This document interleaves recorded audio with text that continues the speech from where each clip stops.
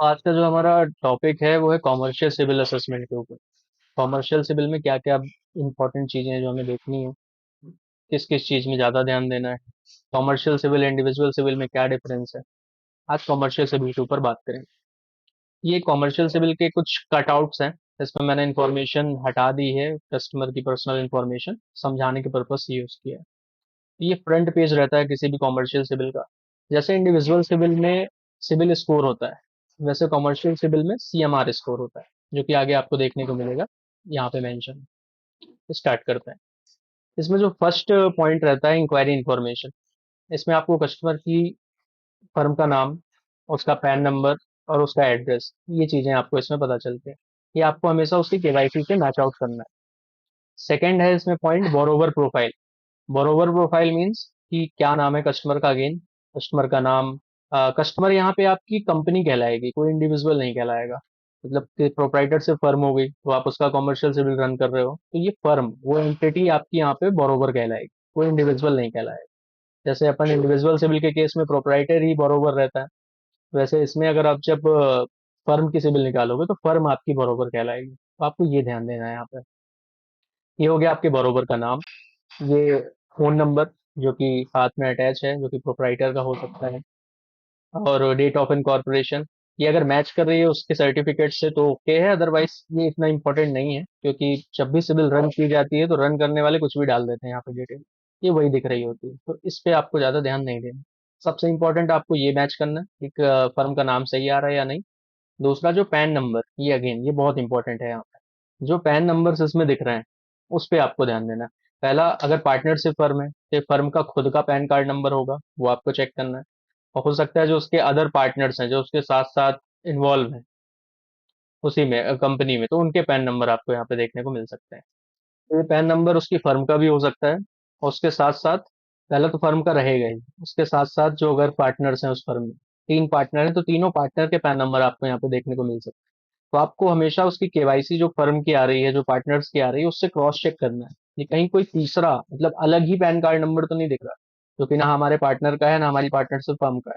ये आपको यहाँ पे चेक करना है।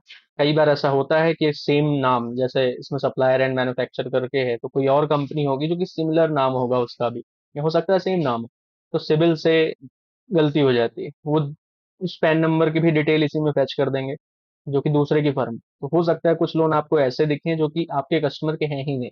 ये सिमिलरली इंडिविजुअल सिविल जैसा ही है, जैसे उसमें कई बार गलत डिटेल फैच हो जाती है, इसमें भी हो जाती है। तो आपको पैन नंबर पे ध्यान दें। यहाँ पे पैन नंबर जो आ रहे हैं वो आपके पार्टनर्स के ही होने चाहिए, आपके फर्म का ही पैन कार्ड नंबर होना चाहिए। अगर कोई और आ रहा है तो आपको चेक करना है कि किसका है। अगर कई बार गलत डिटेल फेच हो ही जाती है सिविल से, तो उसका क्या सोल्यूशन है। सिविल की एक मेल आईडी रहती है हर कंपनी के पास, आप सिविल को अटैच करके मेल डालिए। उनको बताइए कि हमारे ये इस कंपनी के ओनर हैं, पार्टनर हैं, और इसमें एक गलत पैन नंबर फैच हो रहा है, तो हमको इन्हीं की डिटेल चाहिए, आप एक्सक्लूड करके दीजिए। तो वो हटा करके आपको करेक्ट रिपोर्ट दे देंगे। 3 से 4 दिन का इसमें टाइम लगता है, पर रिपोर्ट आपके पास आ जाएगी। ये उसका जेन्युइन तरीका है सॉल्व करवाने का। थर्ड पॉइंट जो इसका है, ट्रांस यूनियन सिविल, इसमें आपको सीएमआर स्कोर देखने को मिलता है, सबसे इंपॉर्टेंट। जैसा सिविल में सिविल स्कोर इंपॉर्टेंट है, वैसा कॉमर्शियल सिविल में सीएमआर स्कोर इंपॉर्टेंट है, तो ये आपको ध्यान देना है। सीएमआर स्कोर का फुल फॉर्म क्या होता है, सिविल एमएसएमई रैंक। इसमें 1 से 10 तक के बीच का स्कोर होता है अगेन। तो इसमें 1 से 4 तक अगर है तो बहुत अच्छा स्कोर माना जाता है। अब जितना कम होगा उतना बेटर होगा, इसमें ऐसा चलता है। और जो हमारे इंडिविजुअल सिविल निकालते हैं तो जितना हायर साइड होता है उतना अच्छा होता है, पर इसमें आपको देखना है जितना कम होगा उतना अच्छा होगा। जैसे 1 से 4 के बीच में है तो अच्छी सिविल मानी जाती है। अगर 5 से 8 के बीच में है तो उसमें कुछ ना कुछ प्रॉब्लम है। जब आप सिविल आगे चेक करेंगे अभी हम, तो समझ में आएगा कि कहीं पे कुछ डीपीडी है किसी लोन में, कहीं पे कुछ प्रॉब्लम है, तो आपको दिखेगा। 9 से 10 ये वेरी रिस्की, इसको अवॉइड करिए, मैंने मेंशन भी किया अवॉइडेबल। अगर 9 से 10 का आ रहा है तो आप देखेंगे कि उसकी सिविल पूरी तरह से ही खराब होगी। कोई ना कोई लोन ऐसे होंगे जिसमें या तो उसने डिफॉल्ट किया होगा या एनपीए होके रखा होगा, मतलब खराब सिविल मानी जाती है। 1 से 4 तक अगर सीएमआर स्कोर आ रहा है तो बढ़िया सिविल है। आगे बढ़ते हैं। Currently running loans and type of lender detail. ये थर्ड वाला जो पार्ट होता है, ये तो हमने कवर कर लिया। थर्ड पार्ट में ये फोर्थ पॉइंट है, ये क्रेडिट प्रोफाइल समरी। इसमें जो करंट में लोन चल रहे हैं उनकी एक ये ओवरऑल समरी देने की कोशिश करता है हमको इस टैब में।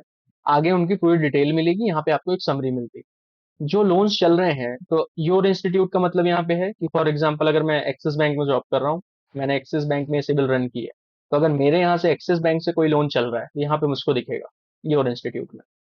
सेकंड है अदर पब्लिक सेक्टर। अगर किसी पब्लिक सेक्टर बैंक से उसने लोन ले रखा है तो वो आपको यहाँ पे दिखेगा। टोटल लेंडर्स उसने एक जगह से ले रखा है, पब्लिक सेक्टर बैंक से। बोरोवर बोरोवर कैपेसिटी में उसने दो लोन ले रखे हैं, एक पब्लिक सेक्टर बैंक से। इसका मतलब ये है।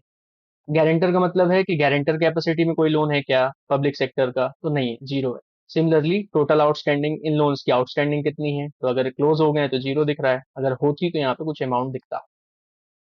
और यहाँ पे डेलिक्वेंसी दिखेगी आपको कि अगर इन्हीं लोन में कोई बाउंसिंग है या कुछ डेलिक्वेंसी है, डीपीडी है, तो आपको यहाँ पे दिख जाती है कि कितने की है या नहीं है, कितने लोन्स में, नंबर ऑफ लोन्स भी दिख जाए। एक सॉर्ट ऑफ समरी है, इसमें एक नजर मारनी है आपको तो एक बेसिक आइडिया लग जाता है कि आगे सिविल क्या होने वाली। पर इस पे डिपेंड नहीं होना है, कई बार इसमें गलत डिटेल भी फैच करती है, आपको प्रॉपर नीचे असेसमेंट करना। एनबीएफसी एंड अदर्स, अगर एनबीएफसी से लोन लिया होगा तो यहाँ पे दिखेगा कि एक लोन एक कंपनी से लिया है, दो जगह से लिया है, वो सब आपको यहाँ पे दिखेगा। आउटसाइड का मतलब है कि अदर देन योर इंस्टीट्यूट, उसने जहां से भी लोन लिया तो आपके आउटसाइड में दिखेगा। तो अदर देन अवर इंस्टीट्यूट, अदर पब्लिक सेक्टर, ये भी हमारे इंस्टीट्यूट के अलावा हो गया दूसरा बैंक, अदर में दिख रहा है। इस वजह से यहाँ पे वन और टू दिख रहा है, ये वाला डेटा। आगे बढ़ते हैं। फिफ्थ पॉइंट में दिखाता है इंक्वायरी समरी, कि कितनी इंक्वायरी की है कस्टमर ने लास्ट 24 मंथ्स में। तो जितनी ज्यादा ये होंगी उतना ज्यादा रिस्क है। इसका रीजन आप सबको पता है कि इससे ये समझ में आता है कि कस्टमर को पैसे की बहुत ज्यादा जरूरत, उसका बिना लोन लिए काम ही नहीं चल पा रहा है, मतलब वो हर जगह ट्राई कर रहा है कि कहीं से मिल जाए मेरे को। तो जितनी कम होंगी उतना अच्छा, जितनी ज्यादा होंगी उतना रिस्की, तो आपको ध्यान देना है। जैसे इस पर्टिकुलर केस में लास्ट 24 मंथ्स में ओनली टू, सिर्फ दो ही इंक्वायरी, तो ये बढ़िया है, कोई दिक्कत। डेटोग्रेटरी डेरोगेटरी इंफॉर्मेशन, इसका मतलब ये होता है कि अगर कुछ बाउंसिंग हुई है, बाउंसिंग मींस डिफॉल्ट हो गया है, विलफुल डिफॉल्ट, शूट फाइल्ड, कुछ केस चल रहा है किसी केस के ऊपर, किसी पर्टिकुलर लोन के ऊपर, या विलफुल डिफॉल्ट किया है, सेटलमेंट हुआ है, तो वो सारी डिटेल आपको इस सिक्स वाले टैब में दिखती है यहाँ पे। पर इस केस में ऐसा कुछ नहीं, इस वजह से यहाँ पे इंफॉर्मेशन नहीं आ रही। सेवेंथ, अगेन ये भी बहुत इंपॉर्टेंट है, कि outstanding balance by credit faculty, groups and asset classification, जितने भी लोन चल रहे हैं इसमें उसकी डिटेल है, उनका आउटस्टैंडिंग बैलेंस कितना है, और उनकी जो डीपीडी की साइकिल है वो कौन से क्लासिफिकेशन में फॉल कर रही है। सिंपल है। इसका मतलब ये है कि योर इंस्टीट्यूट, अगेन आपके यहाँ से कोई लोन चल रहा है तो उसकी डिटेल यहाँ दिखेगी।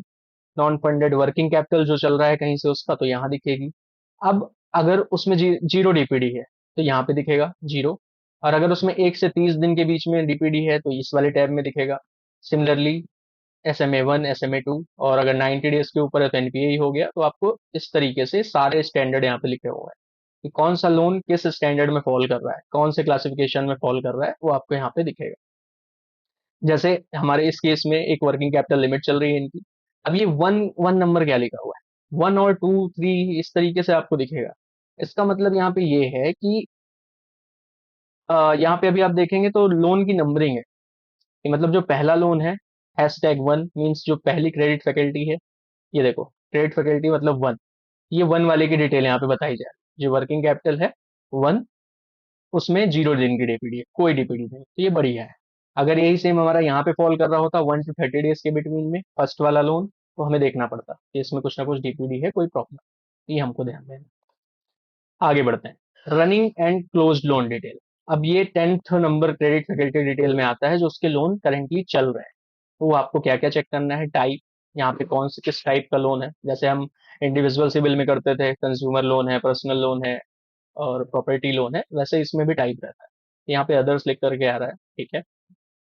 सैंक्शन, कितना सैंक्शन हुआ था, कब सैंक्शन हुआ था, ये डेट यहाँ पे है।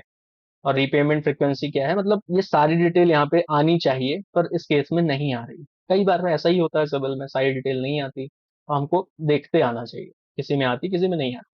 अब इस वाले केस को मैंने कुछ पॉइंट्स हाईलाइट किए, ये भी आपको देखने को मिलेगा।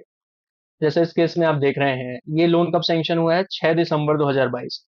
पर जो इसमें डीपीडी की हिस्ट्री है वो कब से फैच हो रही है, 21 से फैच हो रही है। लोन तो हमारा 23 में ही सैंक्शन हुआ है। यहाँ पे आप देखो 6 दिसंबर 2022, मतलब यहाँ से स्टार्ट होना चाहिए दिसंबर से, पर इसमें पहले से ही 2021 से फैच हो रहा है, तो ये गलत है। अब फेस्ट तो हो रहा है, उसके साथ साथ सब स्टैंडर्ड भी मार कर रखा है, ये देखो एसयूबी। इन 4 महीनों में कस्टमर ने पैसा ही नहीं दिया बाउंसिंग की, जबकि लोन हमारा हुआ है दिसंबर में, और ये दिसंबर 22 में, और ये 2021 में उसकी बाउंसिंग दिखाई जा रही है। As a lender, as a credit manager, आपको ये चीज ध्यान देनी है कि ये रॉन्ग रिपोर्टिंग है, ये रॉन्ग रिपोर्टिंग। हमें अपना लोन यहाँ से चेक करना है। ये देखिए, यहाँ से हमारा लोन प्रॉपर चल रहा है, स्टैंडर्ड। और फिर साथ साथ में ये वाला जो रिमार्क्स है यहाँ पे लिखा हुआ है, क्योंकि देखो ड्राइंग पावर जीरो है, आउटस्टैंडिंग जीरो है, मतलब लोन क्लोज हो चुका है। लोन कैसे क्लोज हुआ है? Not a sweet filed case, कोई इसमें केस नहीं हुआ। क्लोज बाई पेमेंट, पेमेंट कर करके क्लोज किया गया है। नॉट विलफुल डिफॉल्टर, कोई विलफुल डिफॉल्टर नहीं है, मतलब कस्टमर ने डिफॉल्ट नहीं किया है। तो आपको इस तरीके से चेक करना है। कई बार ऐसा रॉन्ग डिटेल भी आएगी, और आपको पता होना चाहिए, ध्यान से देखना है चीजें। ओवरड्यू, इसके नीचे ही आपको एक और टैब मिलता है, ओवरड्यू डिटेल्स। अगर कोई ओवरड्यू होता तो यहाँ पे फेच हो रहा होता, लेकिन इस केस में नहीं है, इस वजह से नहीं आ रहा है। दूसरा है नॉन सफिशिएंट फंड डिटेल्स। ये यहाँ पे डिटेल जो आती है, अगर कोई चेक बाउंस हुआ है कस्टमर का, उसमें कितना अमाउंट है, कब बाउंस हुआ है, कितना फ्रिक्वेंटली बाउंस हो रहा है, वो भी आपको कई बार सिबिल में देखने को मिलता है। तो अभी इस केस में ऐसा कुछ नहीं है, इस वजह से यहाँ पे डिटेल नहीं आ रही। फिर है सेकेंड फैकल्टी, वही जो ऊपर मैंने भी एक लोन डिस्कस किया आपसे, ये वाला। ये हो गया फर्स्ट क्रेडिट फैकल्टी फर्स्ट, ये है सेकेंड क्रेडिट फैकल्टी सेकेंड। ये देखो, इसकी क्या कहानी है। सैंक्शन हुआ था 39,000, और कब सैंक्शन हुआ था? 24 सितंबर 2020। सितंबर 20 से ही डिटेल दिखनी चाहिए। ये देखो, इसमें सही दिख रही है। सितंबर 20 में इसने 40,000 रुपए लिए थे, फिर ये भरता गया भरता गया। मार्च तक का डेटा है हमारे पास, कोई इसमें डीपीडी नहीं है, स्टैंडर्ड जा रहा है लोन, और प्रॉपर इसकी ईएमआई भरी जा रही है। स्टेटस क्या दिख रहा है? नॉट अ सर्टिफाइड केस, इसमें कोई लोन नहीं चल रहा है, close by payment, not wilful defaulter, proper loan चलाया जा रहा है। ठीक है, आगे बढ़ते हैं। अब ये कुछ अदर इंपॉर्टेंट डिटेल हैं जो कि आपको सिविल में देखने को मिलती हैं। Credit facility details as guarantor, अगर आपके कस्टमर ने एज अ गारंटर किसी भी कंपनी से, किसी भी बैंक से लोन लिया है, तो वो भी आपको इसमें दिखेगा। पर इसने नहीं लिया है, इस वजह से यहाँ पे नो गारंटेड फैसिलिटी दिख रहा है। स्वीट फाइल्ड, किसी केस में केस चल रहा है किसी पर्टिकुलर लोन में, तो आपको ये 12 नंबर पॉइंट में दिखेगा। 13 में किसी मेंबर ने रिपोर्ट किया है, कोई भी प्रॉब्लम है इसके सिविल में, तो वो आपको यहाँ देखने को मिलेगी। फिर आता है 14th इंक्वायरी, लास्ट 36 मंथ में कितनी इंक्वायरी की गई। तो हमारे केस में इसमें सिर्फ दो ही इंक्वायरी की गई, एक 80 लाख की सीसी के लिए 15 जुलाई को, और एक 25 लाख की अदर अदर पड़ा हुआ है इसमें, किया होगा किसी फैकल्टी के लिए 25 लाख के, 3 मार्च को। सिर्फ दो ही की गई है, तो ये बढ़िया चीज है। मतलब पिछले 3 साल में कस्टमर ने सिर्फ 2 बार सिविल रन करवाया। इससे ये नहीं दिख रहा है कि हमारा कस्टमर क्रेडिट पे ही काम चला रहा है, तो ये हमारे लिए अच्छी चीज है। अब कुछ इंपॉर्टेंट चेक पॉइंट्स हैं जो कि मैंने पूरी सिविल में से निकाले हैं, एज अ क्रेडिट मैनेजर आपको चेक करने चाहिए। जैसा फर्स्ट है अपना कंपनी प्रोफाइल वेरिफिकेशन, चेक्स इन पैन कॉन्स्टिट्यूशन। जो भी पैन कार्ड नंबर आ रहा है उसको आपको चेक करना है, कस्टमर की केवाईसी के साथ, पैन कार्ड जो आ रहा है उसके साथ, जो कि आपके इसमें फैच कर रहा है सिविल में। कॉन्स्टिट्यूशन, प्रोप्राइटरशिप है तो वो आपके पास डॉक्यूमेंट आने चाहिए उसके, पार्टनरशिप है तो वो आने चाहिए, जो भी है आपको ये चेक करना है। Match ownership partners with loan application, जो भी आपको सिविल में पार्टनर्स दिख रहे हैं या जिनके पैन कार्ड दिख रहे हैं, जिनकी डिटेल दिख रही है, वो आपके केवाईसी से भी मैच होने चाहिए, विथ लोन एप्लीकेशन से मैच होने चाहिए। सीएमआर स्कोर, अगेन जो मैंने आपको ऊपर बताया, 1 से 4 तक अच्छा माना जाता है, गुड रिपेमेंट हिस्ट्री। 5 से 8 मॉडरेट रिस्क, रिक्वायर कॉशन। यहाँ पे आपको ध्यान दे करके चलना है, 5 से 8 का अगर स्कोर आ रहा है, थोड़ा अलर्ट हो जाना है कि हो सकता है इसमें कुछ प्रॉब्लम हो। फिर है रैंक 9 से 10, हाई रिस्क अवॉइड सैंक्शन। इसमें ज्यादातर मतलब एनपीए ही हो रखे होते हैं केसेस, बहुत रिस्की प्रोफाइल हो जाती है अगर किसी का स्कोर 9 से 10 के बीच में आ रहा है सीएमआर, ये आपको ध्यान देना है। थर्ड है current credit exposure, sanction versus outstanding across all banks. आपको हमेशा चेक करना है कि कितना सैंक्शन हुआ था और कितनी आउटस्टैंडिंग बची हुई है। बेसिक चीज है, पर दिमाग में रहेगी तभी आपका ध्यान उधर जाएगा, तो ये आपको चेक करना है। टाइप ऑफ फैकल्टी, कौन कौन से किस किस तरह के लोन चल रहे हैं, CCOD, term loan, bank guarantee, LC, etcetera, जो भी लोन चल रहा है तो आपको देखना है। Repayment track record, review DPD, ये वही डीपीडी चेक करनी है। आइडेंटिफाई एसएमए एनपीए अकाउंट, कौन कौन से अकाउंट एनपीए हैं, कौन कौन से एसएमए रिपोर्टिंग हुई है, ये आपको चेक करना है। एसएमए, और एसएमए क्या होता है, एसएमए 0, 1, 2, 3, ये सब मैं आपको बता चुका हूँ अपने पुराने सिविल वाले वीडियो पे, तो एक बार आप चेकआउट कर लेना कि एसएमए 0, एसएमए 1, एसएमए 2, ये तीनों क्लासिफिकेशन क्या कहलाते हैं। फिर सब स्टैंडर्ड, एल डीपीटी, डाउटफुल वाला डीपीटी, वो एलएसएस, क्या डिफरेंस है इनमें, सब कुछ मैं बता चुका हूँ। आप पुराना वीडियो चेक कर लीजिएगा, लिंक भी डाल दूंगा डिस्क्रिप्शन में। See if any account was ever return of और सेटल, कोई अकाउंट राइट ऑफ हुआ है, सेटलमेंट हुआ है, वो भी आपको चेक करना है। चेक बाउंस एंड ओवरड्यूज, वही जो टैब हमारे में जीरो आ रही थी ना, बाउंसिंग की और इसकी ओवरड्यू की, वो आपको चेक करना है। फ्रिक्वेंट चेक रिटर्न, अगर बहुत ज्यादा चेक रिटर्न हो रहे हैं कि मतलब कस्टमर जो पैसा चेक काट के दे रहे हैं, पेमेंट नहीं हो पा रही, बाउंस हो रहे हैं, इससे आपको दिखेगा कि लिक्विडिटी का स्ट्रेस है, मतलब कस्टमर के अकाउंट में पैसा नहीं है। Consistent overdue, weak repayment discipline, EMI नहीं भर पा रहा है, ओवरड्यू का सीधा मतलब है ईएमआई नहीं भर पा रहा। सिक्स्थ है inquiry section, count total inquiries in last 24 months. Total inquiry क्या है, पिछले 24 महीने में कितनी टोटल इंक्वायरी हुई है, वो आपको चेक करना है। टू मैनी रिसेंट इंक्वायरी, अगर बहुत ज्यादा इंक्वायरी तो उसका क्या मतलब होता है, क्रेडिट हंग्री बिहेवियर, कि कस्टमर लोन लेकर के ही काम चलाना चाहता है या उसकी फाइनेंशियल हालत सही नहीं है, इस वजह से वो बार बार लोन के लिए अप्लाई करता है, ये आपके लिए कंसर्निंग है, इसको चेक करना है। सेवेंथ है क्लोज्ड लोन डिटेल्स, जो लोन क्लोज हो चुके हैं और उनको आपको चेक करना है, और उसमें सबसे इंपॉर्टेंट चीज ये चेक करना है कि वो प्रॉपरली क्लोज हुए हैं या उनमें कोई सेटलमेंट हुआ है, बाई सेटलमेंट, ये जरूर चेक करना है। A clean closure adds to credibility, अगर प्रॉपर चला करके उसने क्लोज किया है तो हमारे लिए अच्छा कस्टमर है, उसकी क्रेडिबिलिटी इंप्रूव होती है अगर प्रॉपर चला के बंद किया है। एट्थ है legal and default history, check for suit filed wilful default remarks, again कोई केस तो नहीं चल रहा किसी लोन के ऊपर, या जानबूझ करके तो डिफॉल्ट नहीं किया किसी लोन में, ये आपको जरूर चेक करना है। नाइन्थ है credit utilisation, CCOD heavy utilisation, कुछ कस्टमर्स होते हैं जिनकी ओडी लिमिट चल रही होती है, overdraft limit, CC limit, cash credit limit. अब ये 90 और 100% का यहाँ पे ये मतलब है कि अगर कस्टमर ने 10 लाख की ओडी लिमिट ली है, तो आप उसका बिहेवियर चेक करोगे कि 10 लाख में से ऐसा तो नहीं है कि वो पूरा 10 लाख उठा करके रखता है, 10 लाख पूरा यूज करता है वो, जिससे ये दिखता है कि कस्टमर बहुत ज्यादा डिपेंड है अपनी उस ओडी के ऊपर, फाइनेंशियल स्ट्रेस में है। अच्छा यूजेस कब माना जाता है, जब बिलो 70%, 50% के ज्यादा हो और 70% से कम। इससे ये दिखता है कि कस्टमर को जरूरत है, पर ऐसा नहीं कि उसका बिजनेस ही ओडी लिमिट के ऊपर बेस्ड है, अगर ये ओडी लिमिट ना हो तो धंधा ही ना कर पाए, ऐसा नहीं होना चाहिए।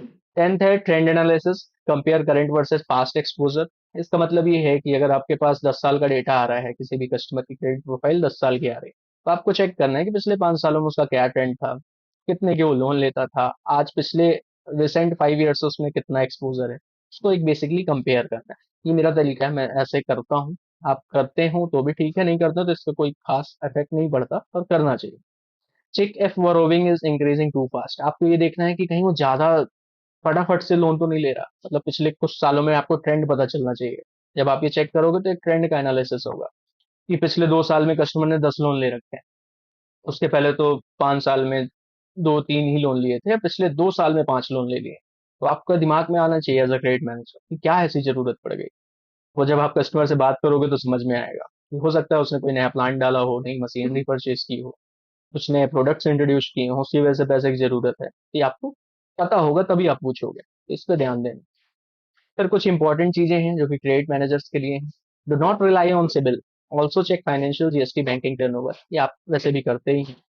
Look for consistency in repayment, not just current status, पुरानी हिस्ट्री में भी ध्यान देना कि पहले के जो लोन क्लोज हो रखे हैं उनको कस्टमर ने कैसे चलाया है, सिर्फ आज जो चल रहे हैं उसके बेस पे डिसीजन नहीं लेना है, ये जरूर ध्यान दीजिएगा। Always match CIBIL data with borrower declared liabilities, जो हमारे पास अदर फाइनेंशियल्स आते हैं, जैसे हमारे पास बैलेंस शीट आ गई और पी एंड एल अकाउंट आ गया, तो उसमें हमको लाइबिलिटी चेक करनी है कि कस्टमर की उसमें कितना रिपोर्ट किया हुआ है और उसके सिबिल में कितना दिख रहा है।